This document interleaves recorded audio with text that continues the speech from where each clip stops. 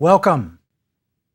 This is a course about Africa, a course about the long run of Africa's history. Over the centuries, Africa has meant many things to many people. But I think it's safe to say that to many people in the Western world, Africa has seemed to be almost the lost continent.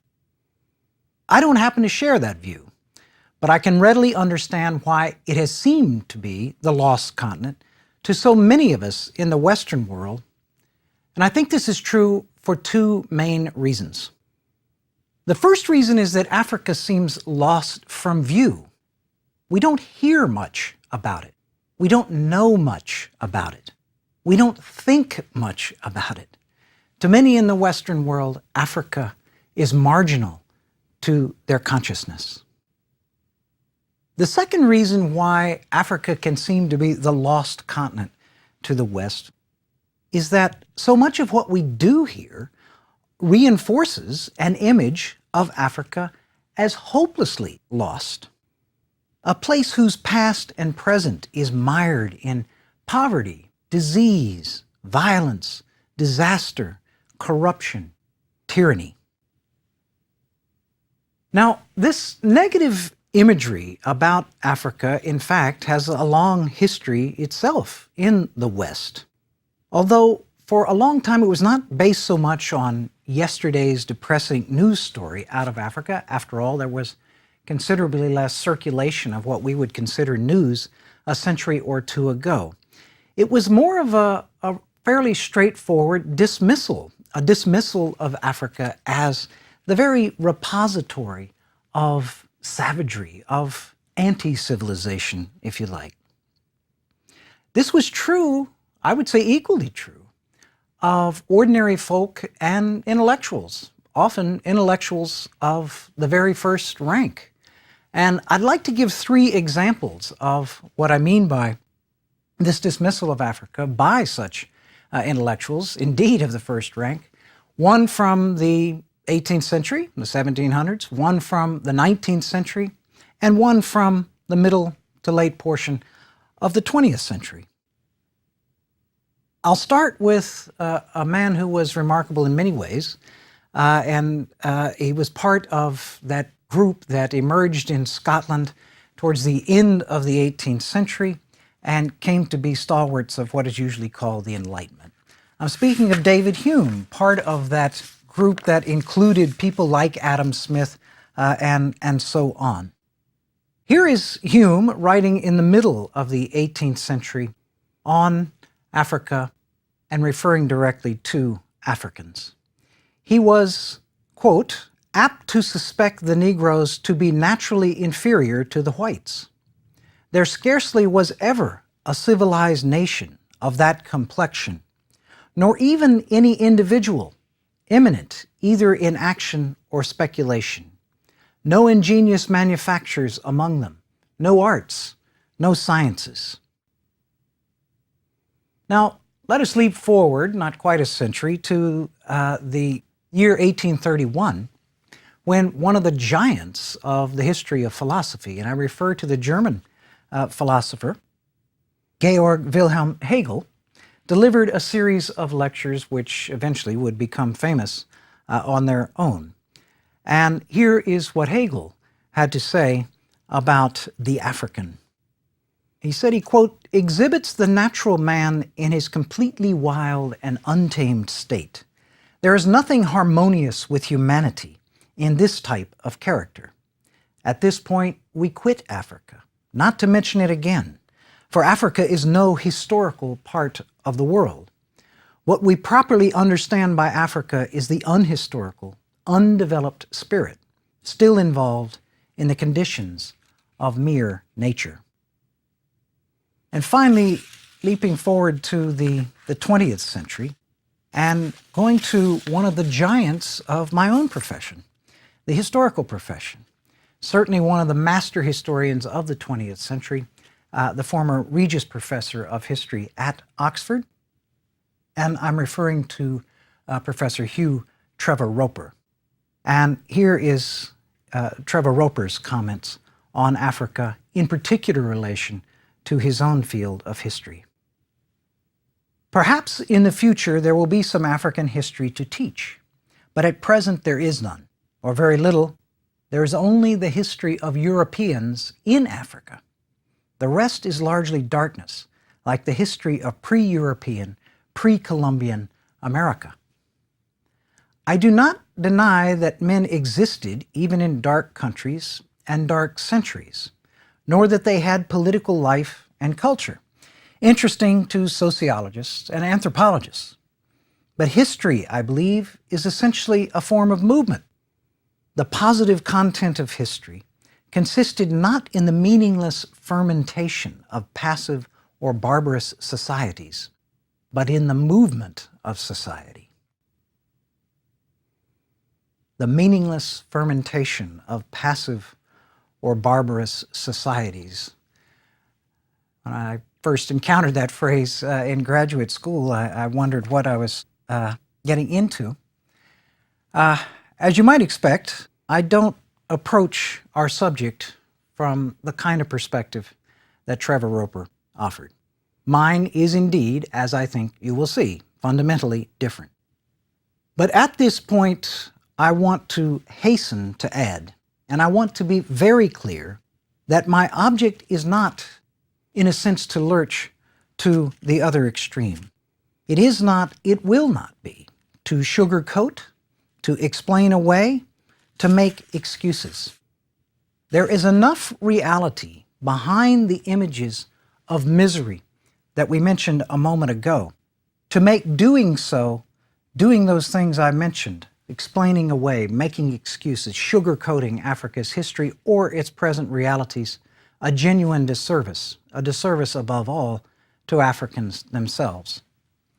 This is not a course, therefore, where everything about Africa is going to be romanticized, or where all of its problems or challenges are going to be attributed to outsiders. I doubt that any of you want such a course. I do want to provide here a much fuller and more balanced perspective on the continent and on its history over the long run. We're seeking a subtler understanding and appreciation of the varieties of the African experience. I come to this subject with great affection, born of my own experiences there. I come to it with great enthusiasm because of the fascination that I think the raw materials of African history offer. But I also come to it critically, which behooves me, I believe, as a scholar, but also as a citizen of the world. To me, in a nutshell, in short, African history is fully human history. Nothing more, nothing less. Now, let me be more specific about where we are indeed heading. Reflecting the training, the research interests, and the teaching concentration of your instructor, in other words, of me, this course will concentrate on Africa south of the Great Sahara Desert. Now, I mentioned training. The way that one becomes a professor, the ticket to that opportunity, as I'm sure you know, is, of course, those three little letters, PhD. Obtaining a doctorate, getting a doctorate in a field like history means obtaining a doctorate in a particular field, as it is defined at the graduate school you attend, Yale in my case. And indeed, that field was defined as Sub-Saharan African history. So at one level, there's a sort of truth in advertising thing here. I don't want to pretend to be anything resembling expert on areas I was not trained in. More substantively, to include North Africa and give it what it deserves would include serious considerations, of course, of whole new themes, broad themes of Mediterranean, Near Eastern, and European history. Our 36 lectures simply don't allow us that luxury. Now, we're not going to be obsessive about this. In fact, I'm going to devote a whole lecture to the history of ancient Egypt and the Upper Nile, which on the surface contradicts my sub-Saharan African focus, I do so because the interpretation of Egyptian history in particular, and its relation to themes of world history and African history, questions like so-called civilization, means it's something we simply can't avoid. So our concentration, I think, is clear, but it's not a rigid one. We certainly will be devoting very considerable attention to West Africa, to Central Africa, to East Africa. Southern Africa will especially concern us, partly, again, for personal reasons of my own background. Most of my research has been centered in Southern Africa. I did a dissertation years ago in southern Zambia. I've studied and taught in Zambia and in the next door country of Zimbabwe, and my research and experience has continued into South Africa. But I think there are, again, also substantive reasons to devote a considerable amount of attention in this course to Southern Africa, and perhaps above all to the country which is its anchor in many respects, and that, of course, is the modern Republic of South Africa. At several junctures in this course, I think that we can discover some fascinating comparisons with the history of North America, with the history of the United States of America. Both of these places had indigenous populations which faced the arrival, beginning in the 1600s, of transplanted immigrants from European countries, like Holland in the case of Southern Africa, like England, France, and so forth in North America. Both of these countries then had colonial histories. Both of them had histories of slavery. Both of them had frontier histories.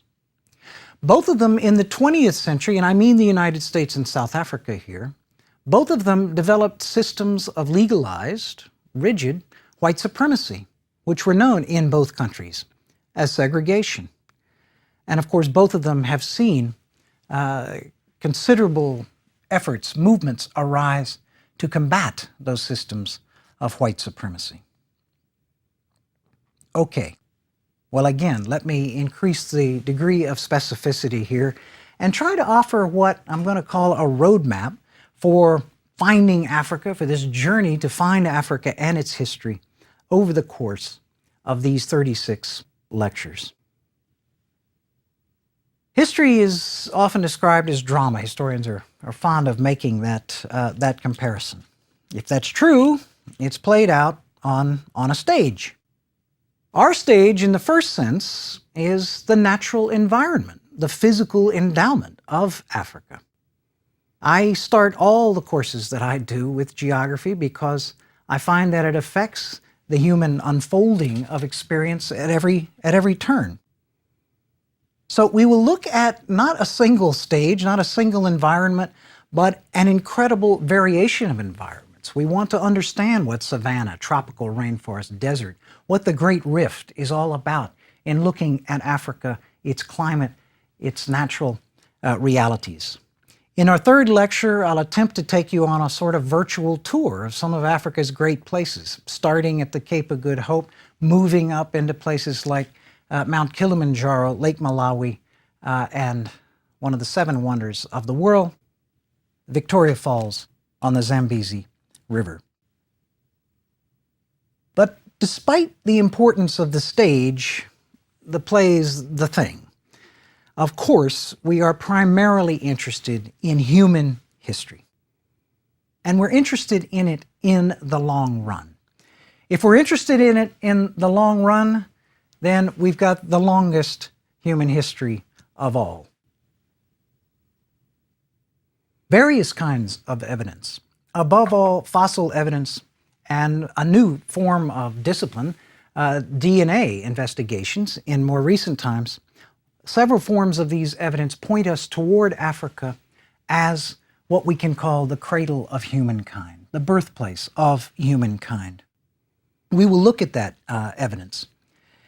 The rest of the way home, after, in a sense, we get humankind firmly established, and established first on the African continent, we're interested in the principal phases in the unfolding of the human experience in this vast, vast continent.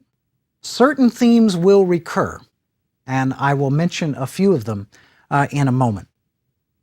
Let me say a word at this point, though, about chronology. History is nothing without chronology. Now, this is not because of the proverbial need to memorize dates, and you can imagine how many students have told me over the years that that's precisely what killed their interest in history in middle school or high school, or what have you. History's nothing without chronology because without it, we cannot get at sequence, at change, at causation. We can't attempt to discover the seeds of a particular situation or epoch or age in the preceding epoch or age or situation. We can't understand the growth, the flowering of those situations and how that situation in turn will provide the seeds for what comes next. So chronology is important, and my plan here is to follow a basically chronological pattern. And indeed, we're going to go from A to Z in this course. We're going to go from Australopithecus, our pre-human ancestor discovered in Africa, to Zimbabwe. And our next to last lecture will center on the contemporary crisis in that southern African country. However, just as I'm not going to be obsessive about defining the courses on sub-Saharan Africa, I'm not going to be obsessive about a strict chronology. There will be examples of lectures where, for the sake of continuity, I will stick with a particular place or a particular theme and, in a sense, fast forward the tape. I'll stick with it and bring it up to contemporary times. In the case of a lecture on Ethiopia, for instance, or a later one on what started life as the Belgian Congo and eventually became known as the Congo today. So, some of our major recurring themes. A first one would be, how have Africans and outsiders who came to Africa encountered that natural environment that we try to describe in the early lectures? At first, Africans were foragers. They extracted directly from the environment through hunting and gathering activities, and therefore altered it rather little. That changed, and it changed dramatically, beginning with perhaps the greatest revolution in all of human history, the introduction and spread of agriculture. In Africa's case, this is reinforced by the introduction and spread of iron tools. Eventually, we see a growth in population, the emergence of cities, infrastructure like railways and roadways, the extraction of raw materials. All of these things have profoundly altered the relationship between people and nature. Now, a second major theme is, how have Africans organized, how have they structured their communities? What is the nature of African identity? What do we mean by a clan, a lineage? What do we mean by matrilineal, patrilineal? What is an age set? What about exogamous marriage? And maybe most crucially, what about ethnic identity? What is a tribe, anyway? We want to look at the status, the roles, the position, the power, or lack of it, of women in African societies, past and present. Okay, a third theme that will concern us will be Africa's religious history, or perhaps more broadly, its religious and spiritual history. We want to provide an overview as best we can of a varied religious indigenous tradition, but one that we can find common elements in, elements about creator deities or the power of the supernatural to affect the mundane world and so forth.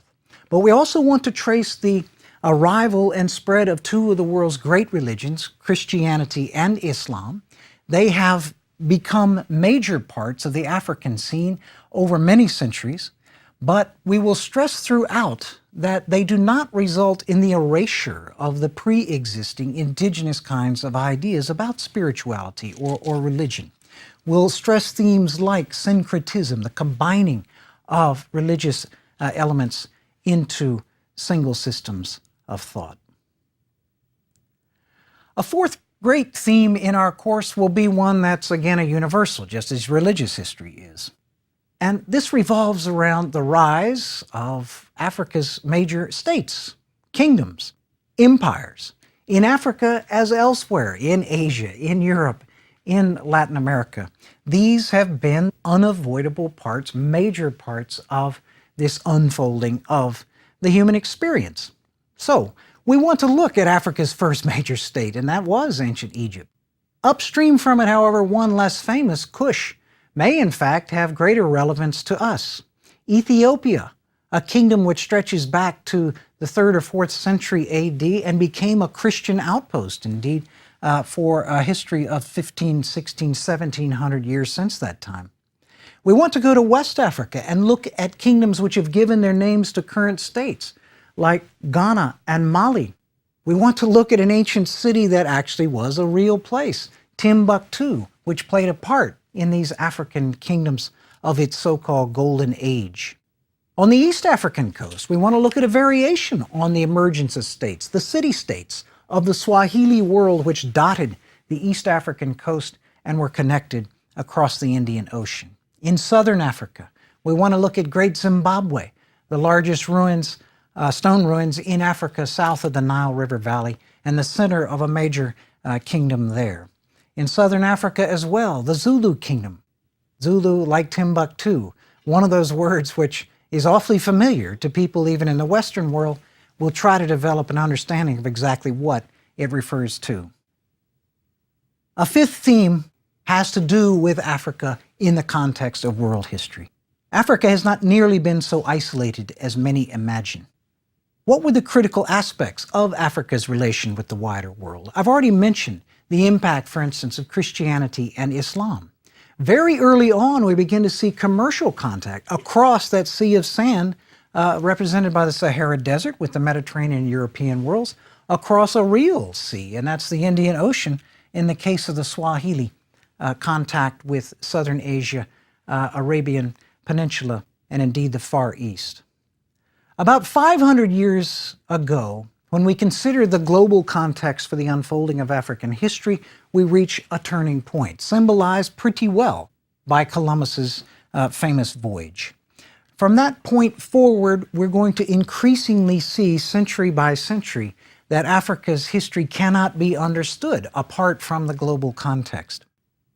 Certainly a part of this post-1500 African experience, a major part of it, was the African participation or the African part played in the Atlantic slave trade over a period of 2.5 centuries.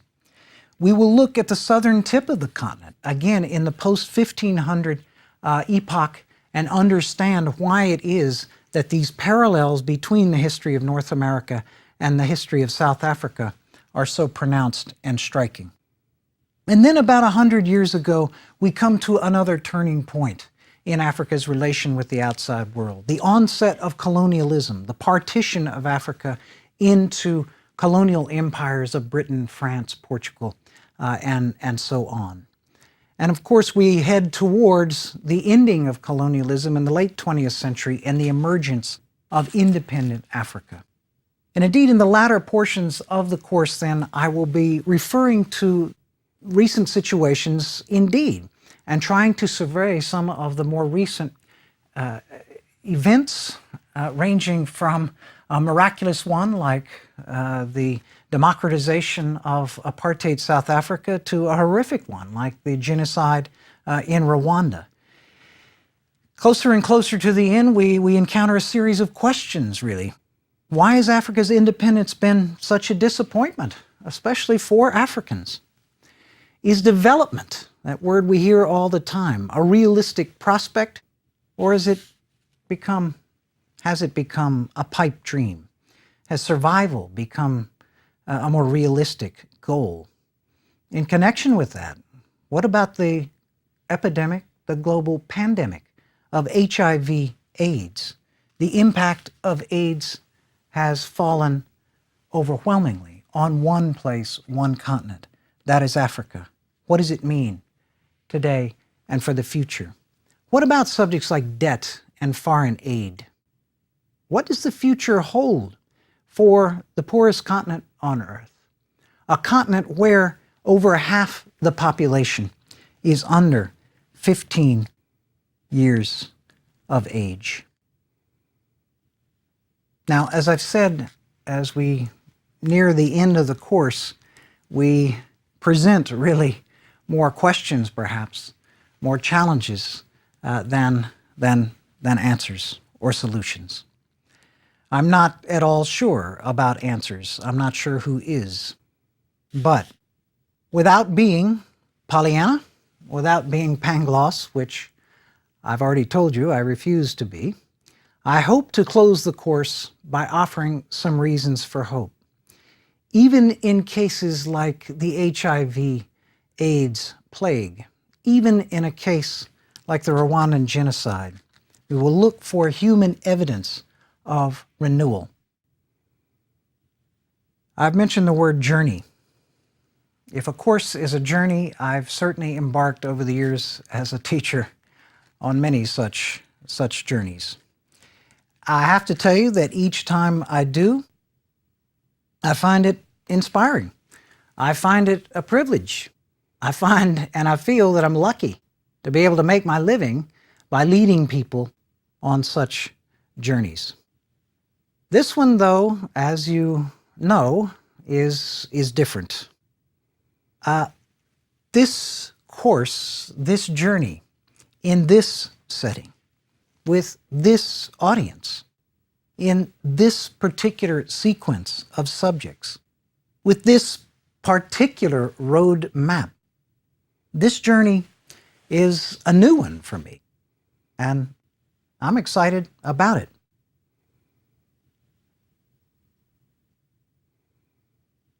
Over 30 years ago, I first visited Africa. It was the summer after my first year of graduate school, and like a lot of graduate students, I wasn't sure I wanted to continue. I went to East and Central Africa. I took planes, trains, and automobiles. I hitchhiked, rode on the back of trucks carrying tons of fruit through parts of Kenya, Tanzania, Malawi, and Zambia. I got my first looks at Kilimanjaro and Victoria Falls. The places I saw were a revelation. But even more of a revelation were the people I met, which seemed so different from the stereotypes I had grown up with.